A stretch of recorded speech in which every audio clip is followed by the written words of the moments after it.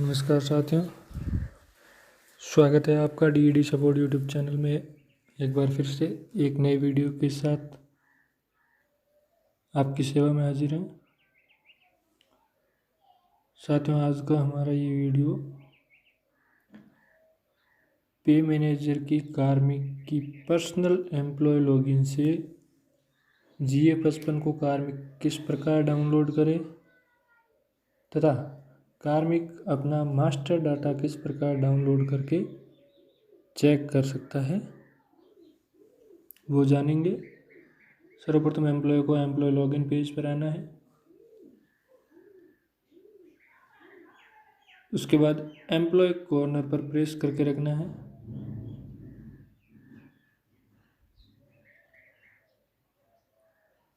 Then employ report का option,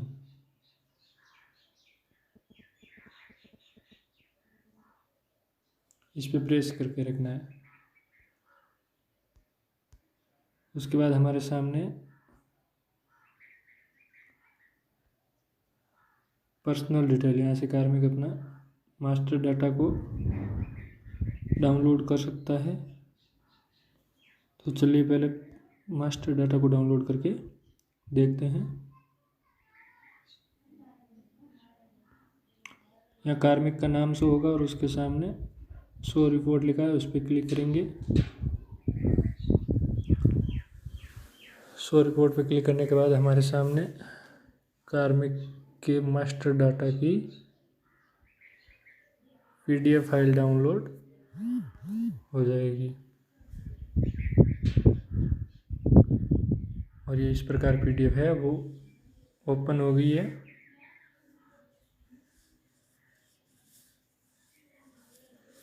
इसमें कार्मिक को अपने समस्त डाटा को चेक करना है। यदि किसी प्रकार का अपेक्षित संशोधन हो तो अपने DDO से संशोधन अवश्य करवाएं। तो इस प्रकार कार्मिक है वो अपना एम्प्लॉय की पर्सनल डिटेल मास्टर डाटा को डाउनलोड कर सकता है।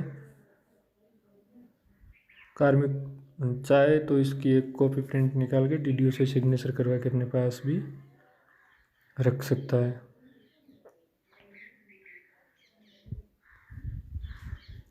उसके बाद वापस एम्प्लॉय कॉर्नर पर चलते हैं, एम्प्लॉय रिपोर्ट में चलते हैं।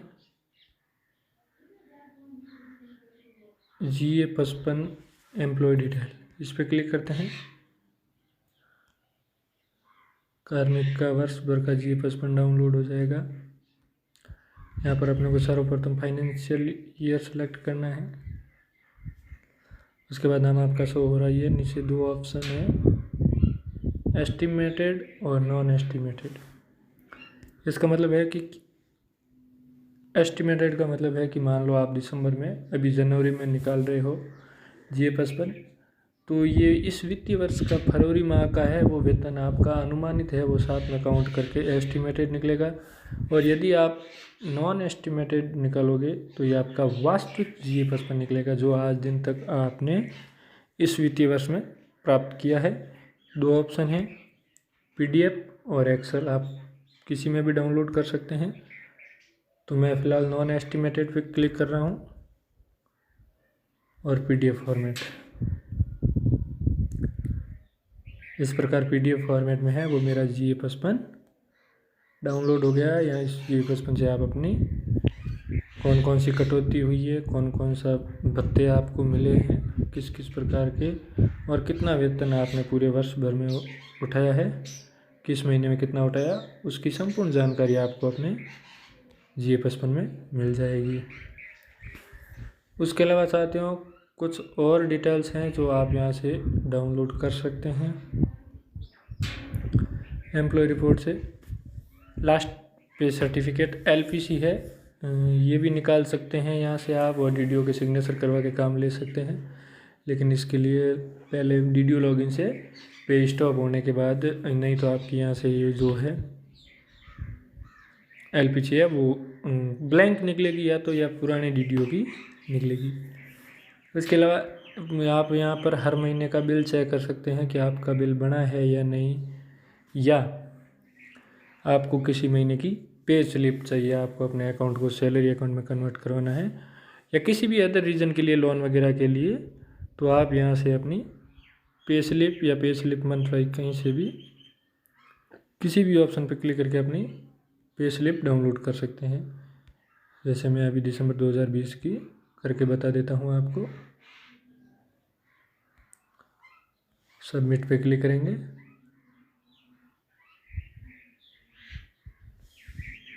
इस प्रकार है वो आपकी पे स्लिप है, वो आपके सामने डाउनलोड हो जाएगी और ओपन हो जाएगी।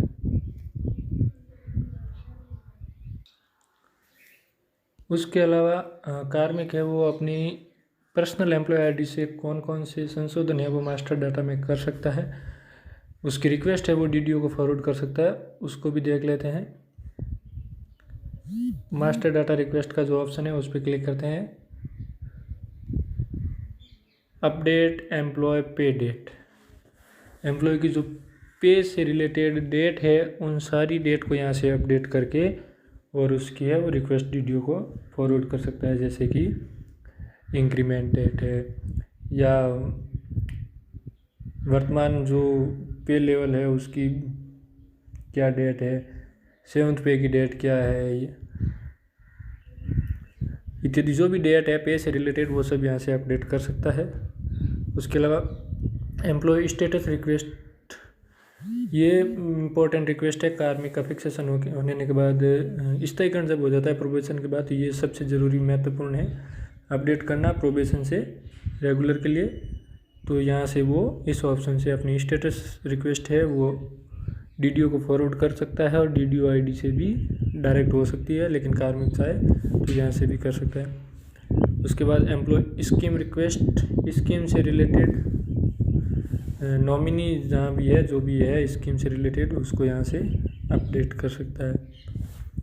अपडेट नंबर डिटेल, सबसे इम्पोर्टेंट ये भी, एसआई नंबर जनरेट होने के बाद कार्मिक के है वो डीडीओ लॉगिन से डायरेक्ट एसआई नंबर की फीडिंग नहीं होती है, यहीं से होगी।